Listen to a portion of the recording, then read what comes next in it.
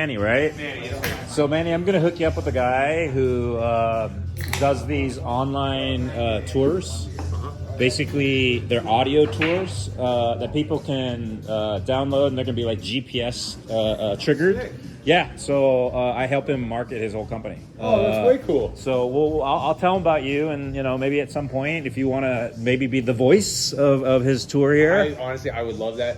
But my bar manager, I think, is going to want to steal the spot. She's got a great voice, too. I get it. Okay. I'm the guy that works Monday days. Oh, okay. So I don't think I'll be given. If I was given the opportunity, all right. Oh, I would love to. Okay, well, we'll get a hold of one of you or both of you. Yeah, maybe you'll be the one on YouTube.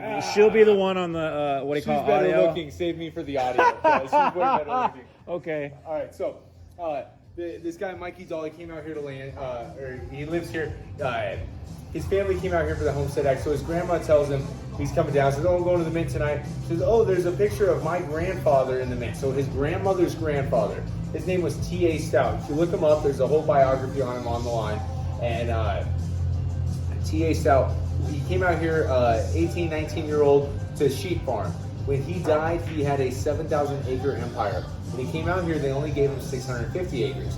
Because he didn't marry into all that land. It was the Homestead Act, Yeah. A lot of it he either acquired by doing good business dealing, or winning it on the poker table. in the Mint. Okay. Mikey Doll is actually in Las Vegas right now gambling. So that didn't leave their bloodline. It's still the exact same. Oh, interesting. Right now gambling. Okay.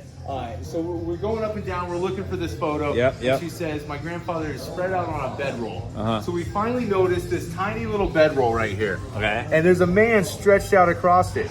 And there's a guy sitting on his back. Now, when photos were first taken in the early 1800s, it was a big deal. So you stood there, you didn't smile, you didn't mess it up. Yep. Well, these hooligans, these sheep farmers, are pretending to brand T.A. Stout. This guy's got a brand in his hand right here. Oh, my God. This guy's got a gun pointed at his butt. Oh, wow. This guy's pointing a gun. This guy's laughing. This guy has a face painted on a bag and he's holding up. Only one of them is taking it serious, And these are the sheep farmers, young men that came out here that started Wyoming.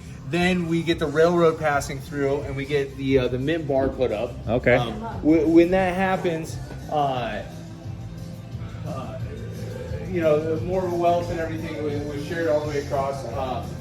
But the farmers kind of came together. But these same young guys, the spirit of it, when you come to Wyoming, it wasn't easy back then by any means. Like I said, a lot of people lost what they had over the poker games in the back. Yeah. But then, like T.A. Stout, he was able to acquire a 7,000-acre empire. Interesting. To make it through Prohibition, he acted as a cigar and soda shop up front. Then in the back, that's where those high-stakes poker games were held.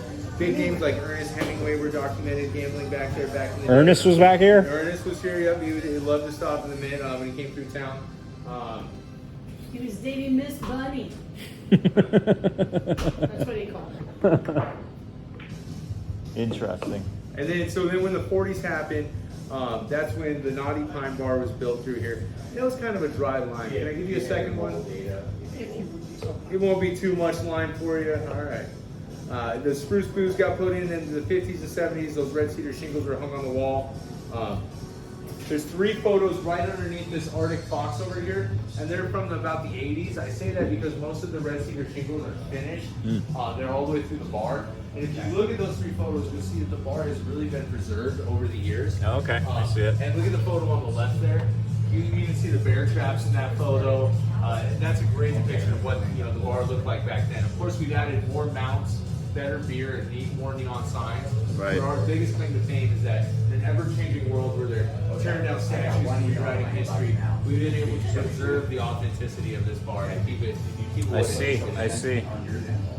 Yeah, it's one of your. I don't know if she's really famous, but I think she's pretty established here. She's been all her life. Do you know Rosie? No. Yeah, I don't know Rosie. I'm so bad at names. What does she drink? That's a good question. No, we just had lunch with her, so she said make sure you go by here. Yeah. So, Perfect. No, I appreciate it.